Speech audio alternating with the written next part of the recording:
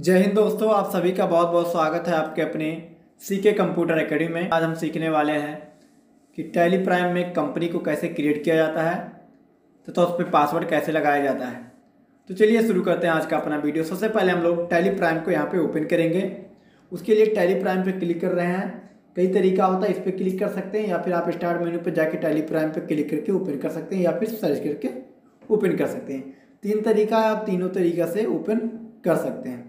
जब tally prime आपका open होगा तो इस प्रकार से आपके सामने डायग्राम ओपन होगा। तो क्योंकि हम लोग एजुकेशन मोड पे चला रहे हैं, सीख रहे हैं, यदि आपका एक्टिव लाइसेंस है तो आप इसका प्रयोग करेंगे। और या फिर जो है अगर आपको एजुकेशन मोड पे चलाना है तो यहाँ पे चाहे अपने कीबोर्ड से टी दबाएंगे या फिर इस पर क्लिक कर देंगे। इस पर क्लिक करने के बाद हमारे सामने देखिए यहाँ पे जो हमारा पहला कंपनी बना हुआ है उसका यहाँ पे शो कर रहा है। लेकिन हम लोग इस कंपनी को बंद करके एक नया कंपनी बनाने जा रहे हैं।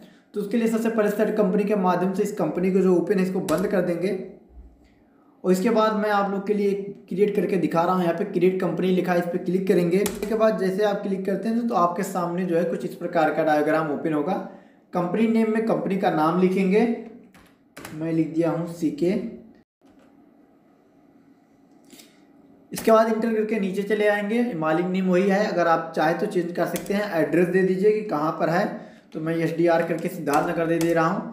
यहाँ पर आपको स्टेट चुनना होता कि आपकी कंपनी किस स्टेट में है। तो उत्तर प्रदेश है, इसीलिए मैं यहाँ पर उत्तर प्रदेश कर दे रहा हूँ। कंपनी का नाम ऑटोमेटिक उठा लिया क्योंकि जब आप टैली प्राइम को इंस्टॉल करते हैं उसी समय आपसे कंट्री पूछता है, तो इसीलिए यहाँ पर इंडिया हमको भरना नहीं पड़ा, ऑटोमेटिक हमारा फिल है। उसके नीचे यहाँ पर आपको पिन कोड नंबर भरना होता है। तो जो भी आपके एरिया का पिन कोड हो उसको आप यहाँ से फिल कर सकते हैं। यहाँ पर टेलीफोन में अपना टेलीफोन का नंबर दे सकते हैं। इसके बाद आता है मोबाइल नंबर। तो यहाँ पे आपका मोबाइल नंबर भर सकते हैं। मैं यहाँ पे कुछ भी भर दे रहा हूँ, आप जो भी आपका है उसको भर सकते हैं। यहाँ पे फैक्स नंबर, यहाँ पे आपको ईमेल आईडी ना डालना होता है। यहाँ पे अपने कंपनी का वेबसाइट डालना होता है। उसके अलावा यहाँ पे फाइनेंशियल ईयर बिगिनिंग, कब से आपका जो है फाइनेंशियल ईयर किस तारीख से शुरू होता है उसके लिए करना है। यहाँ पे बुक में कितने जो है किस तारीख से जो आपका फाइनेंशियल ईयर शुरू होगा उसका यहाँ पे डिटेल भरना है। आपको ये बहुत कम ऑप्शन दिख रहा होगा। अगर आप टैली ERP 9 चलाए हैं तो उसमें आप देखते हैं बहुत सारे ऑप्शन आते हैं, लेकिन यहाँ पे अभी ऑप्शन कम आ रहे हैं। ऑप्शन सभी है लेकिन जगह चेंज कर दिया है। और इंटर करके इसको एक्सेप्ट करते हुए चले आएंगे।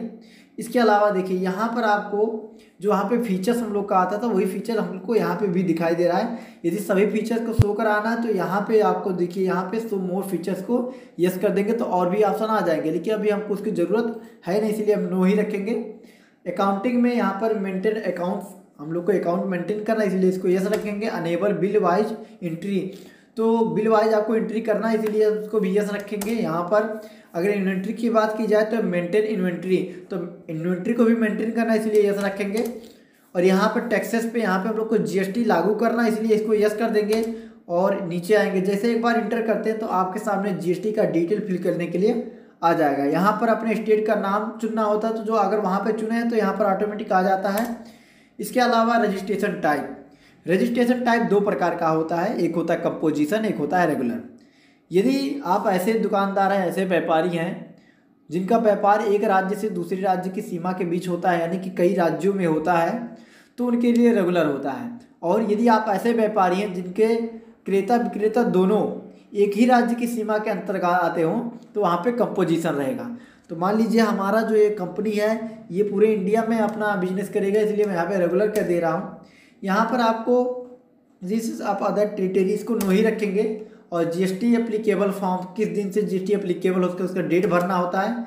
यहाँ पे GST का आपका नंबर डालना पड़ेगा। जब रजिस्ट्रेशन करवाते हैं GST में तो आपको नंबर मिलता है, उस नंबर में 2 अक्षर प्रारंभ के वे होते हैं आपके स्टेट का कोड, और जो कि उत्तर प्रदेश का स्टेट कोड है GST का 09। और इसके बाद जो 10 अक्षर होते हैं, 10 अक्षर होते हैं आपके पैन कार्ड के। तो यहाँ पर आप पैन कार्ड का अपना जो भी 10 अक्षर है उस 10 अक्षर को यहाँ पर डाल देंगे।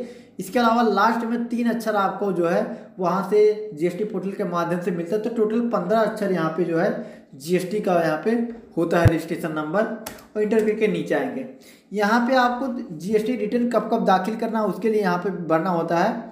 तो यदि आपका जो व्यापार जो कर रहे हैं उसका टर्नओवर यानी कि लेन देन दोनों अगर एक साल में 1.5 करोड़ रुपया हो जाती है तो उसके लिए आपको जो GST रिटर्न हर महीने में भरना होगा, यानी कि मंथली भरना होगा। और यदि आप 1.5 करोड़ से कम बिजनेस करते हैं, टर्नओवर करते हैं, तो उसमें आपको क्वार्टरली भरना होता है, यानी कि 3 महीने में आपको सरकार को जीएसटी रिटर्न दाखिल करना होता है, बताना होता है उनको। तो मान लीजिए कि हमारी जो कंपनी है वह हर महीने बताएगी, क्योंकि ये 1.5 करोड़ से ज़्यादा जो है बिजनेस करेगी 1 साल के अंदर।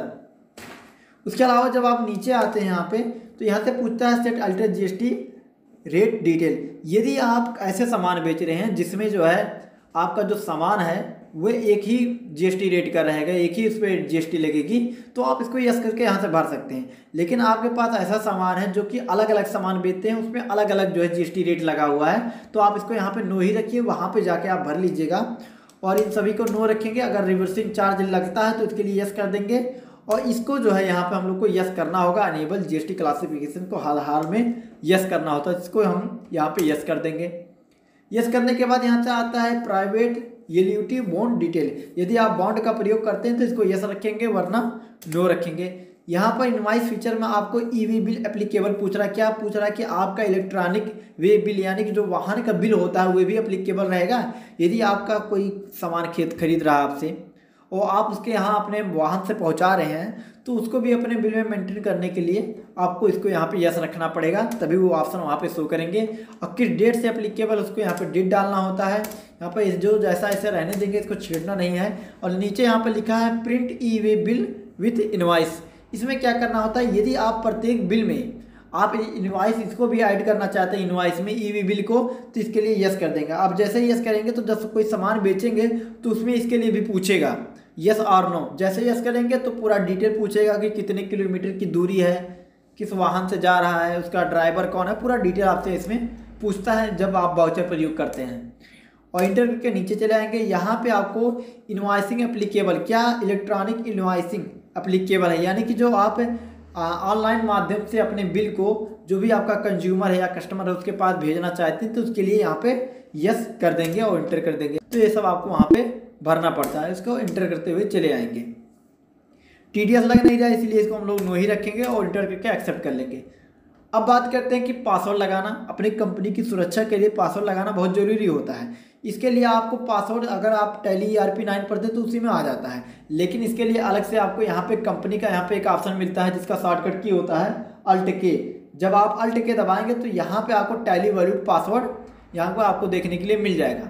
यदि आप अपनी कंपनी पे पासवर्ड लगाना चाहते हैं तो यहाँ पे लगा सकते हैं टैली वैलिड से, और आप अपना कंपनी का नाम यहाँ सेलेक्ट कीजिए, यहाँ पे अपना पासवर्ड डाल दीजिए जो भी आप पासवर्ड लगाना चाहते हैं अपनी कंपनी के लिए, और इंटर कर दीजिए। यहाँ पे आपको कह रहा है कन्फर्म पासवर्ड, उसी पासवर्ड को एक बार दोबारा भर के कन्फर्म करना होता है, तो इससे आपको जो है कन्फर्म हो जाएगा और इसको एक्सेप्ट कर लेंगे। तो यहाँ पे जो हमारा दिखा रहा है क्रिएट न्यू कंपनी, तो कंपनी में यहाँ पे हमको दिखा रहा है कोड। अब हमारा नाम टोटल नहीं शो करेगा, कोड ही शो करेगा, जो कि हमारा है 10,003 है, और इंटर करके एक्सेप्ट कर लेंगे। यहाँ पर आप वो पासवर्ड पूछ रहा है जो पासवर्ड अभी हम लोगों ने टैली वैलिड में लगाया है, तो वही पासवर्ड आपको यहाँ पे डालना होगा। देखिए तो हमारा कंपनी खुल गया।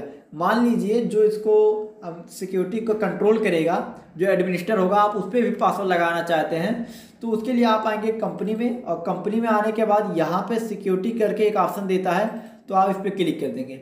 यहाँ से control use access to company data, इसको यस कर देंगे। जैसे यस करेंगे तो यूजर का नाम पूछेगा, जो एडमिनिस्ट्रेटर होगा, जो इसको कंट्रोल करेगा, इसको चलाएगा, तो उसके लिए तो मान लीजिए कि मैं ही कर रहा हूँ, इसलिए मैं इसको सीके कर दिया हूँ। अपना नाम लिखना होता है जो भी इसको कंट्रोल करेगा, और ये जो है एडमिनिस्ट्रेटर का पासवर्ड होता है। इससे पहले जो पासवर्ड लगाए हैं वो हमारे कंपनी का पासवर्ड है, लेकिन ये जो हमारा एडमिनिस्ट्रेटर है उसका पासवर्ड रहेगा। तो यहाँ पर आप उसका पासवर्ड जो है लगा दीजिए और इंटर के नीचे आएंगे, तो उसी पासवर्ड को कन्फर्म करने के लिए कह रहा है जो पासवर्ड अभी हम लोगों ने ऊपर लगाया है। और यहाँ पे पूछा है forgetting your password will render your data inaccessible, तो इसको एंटर कर देंगे, नीचे आ जाएंगे। इसके बाद यहाँ पे पूछ रहा है कि किस जो है अगर आप भूल जाते हैं तो किस ईमेल पे आप जो है आपको इसको एक्सेस करना चाहते हैं अपने डाटा को, तो ये सब आप देख सकते हैं जो भी यूजर में रखना चाहते हैं। यहाँ पे मैं नॉन रख रहा हूँ। यहाँ पे अनेबल टैली वैलिड फीचर, और अगर आप फीचर को ऐड करना चाहते हैं तो इसलिए इसका प्रयोग करेंगे, लेकिन अभी जो फीचर्स है वही काफ़ी है, तो इसीलिए इसको हम लोग नो ही रखेंगे और इसको एक्सेप्ट करा लेंगे। तो इस प्रकार से आप आज के इस वीडियो में आपने सीखा कि किस प्रकार से कंपनी को ओपन किया जाता है टैली प्राइम, और कैसे कंपनी क्रिएट किया जाता है, कैसे उस पर पासवर्ड लगाया जाता है, कैसे उसमें जीएसटी डिटेल फिल किए जाते हैं, और कैसे जो है पासवर्ड का टैली वैलिड पासवर्ड हो या फिर एडमिनिस्ट्रेट का, दोनों पासवर्ड कैसे लगाया जाता है।